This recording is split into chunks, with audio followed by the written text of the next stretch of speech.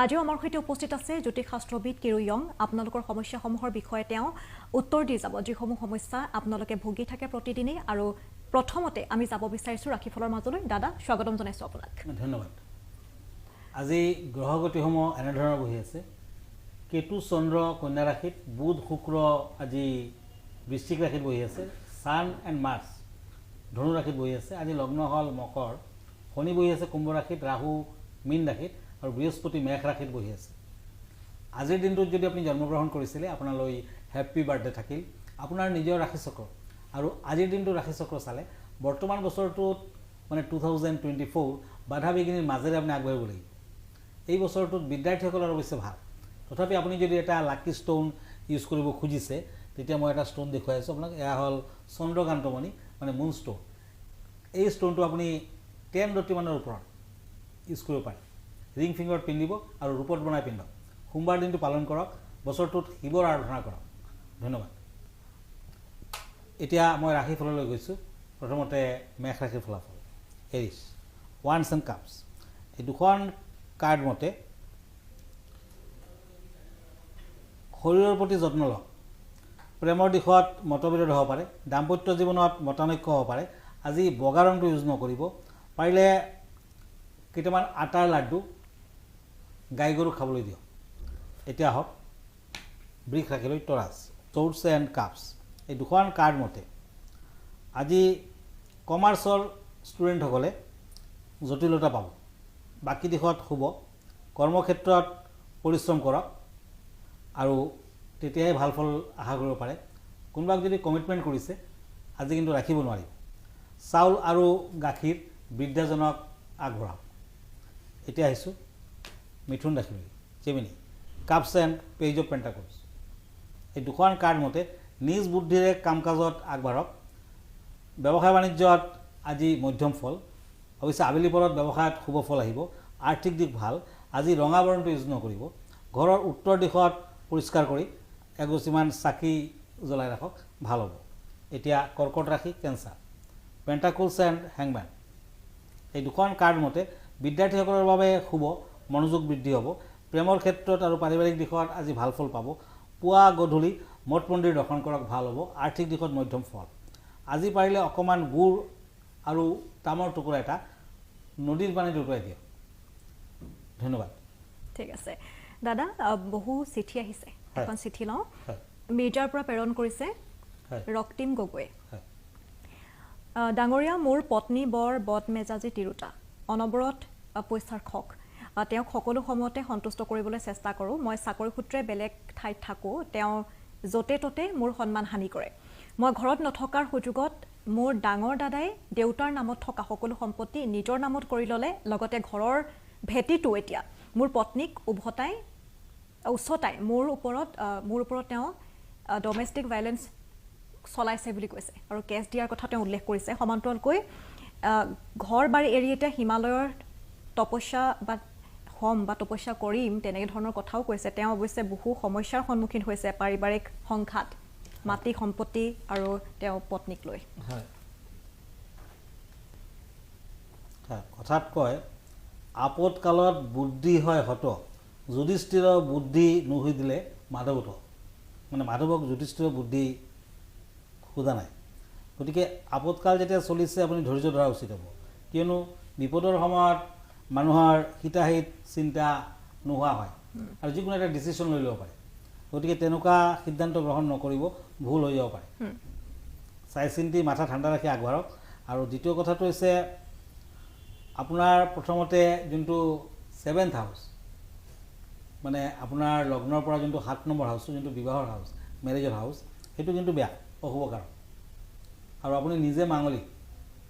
সপ্তম হাউচতে মংগল বহি আছে গতিকে মাংগলিক ব্যক্তিৰ কিন্তু মেৰিড লাইফটো সাংঘাতিক অশুভকাৰক হ'ব পাৰে ডিভোৰ্চ আদিও হ'ব পাৰে আপুনি ইমিডিয়েট এটা ৰেড কৰেল পিন্ধক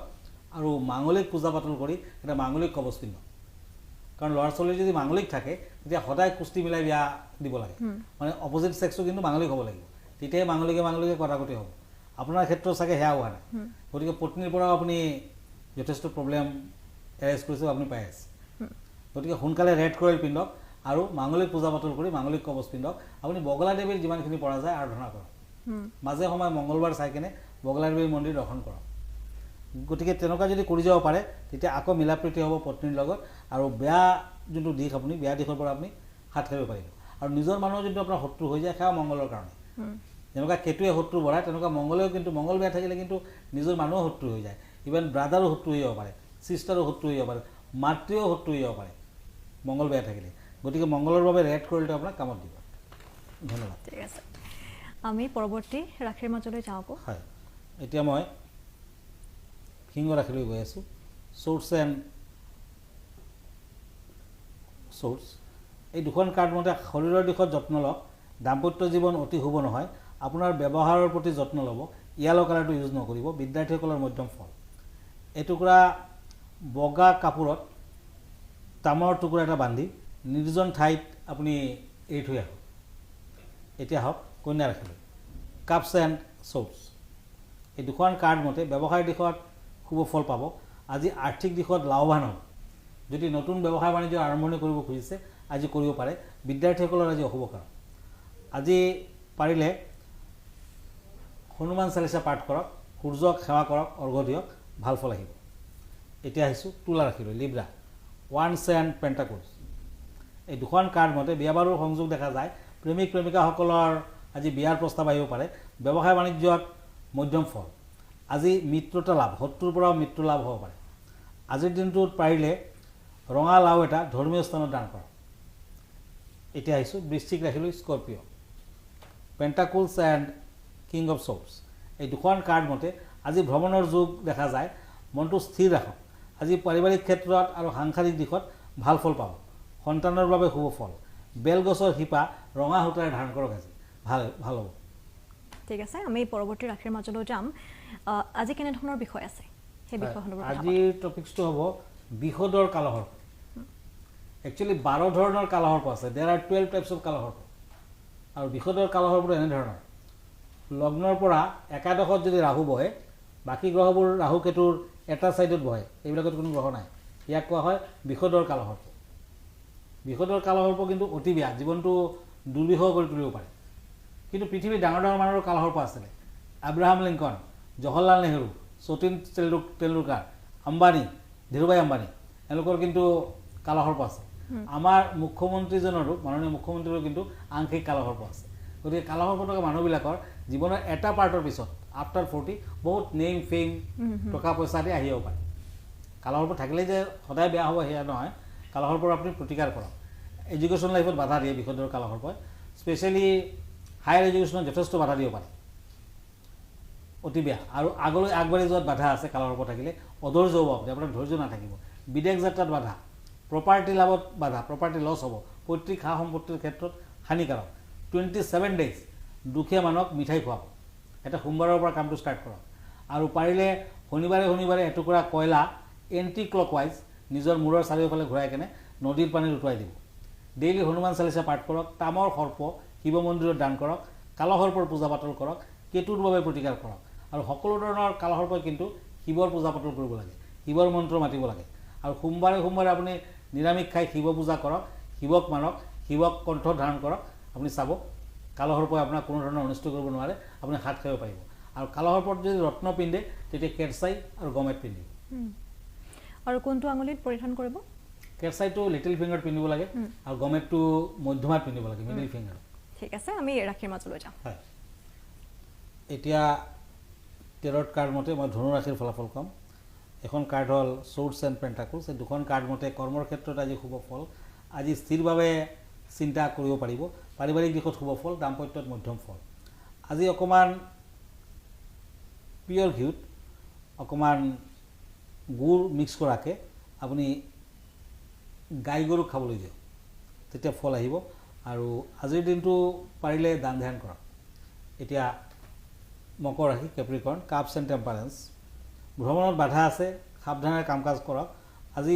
পুৱা গধূলি তুলসীৰ তলত চাকি বন্তি আগবঢ়াওক আজিৰ দিনটো দৰিদ্ৰ মানুহক মিঠাতেল আৰু তিল দান কৰক আজি বিদ্যাৰ্থীসকলে তেনে কৰিলে অতি শুভ ফল আশা কৰিব পাৰে